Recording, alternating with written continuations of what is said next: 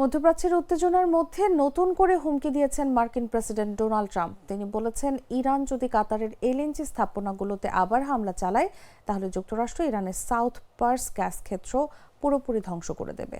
নিজের সামাজিক যোগাযোগ মাধ্যম ট্রুথ সোশ্যালে দেয়া এক পোস্টে ট্রাম্প দাবি করেন, সাউথ পার্স গ্যাস ক্ষেত্রে ইসরায়েলের সাম্প্রতিক হামলার বিষয়ে যুক্তরাষ্ট্র আগে থেকে কিছুই জানত না, এমনকি কাতারও এ বিষয়ে অবগত ছিল না বলেও দাবি করেন তিনি।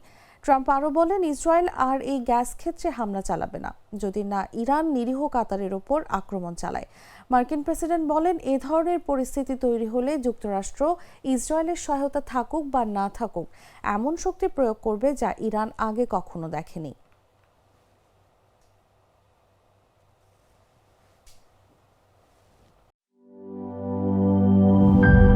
গ্লিটারের টুইন লেমন ও অ্যান্টিব্যাকটেরিয়াল ফর্মুলা বাসনকে চকচকে জীবাণুমুক্ত করে আমাদের দেয় গ্লিটার গ্যারান্টি।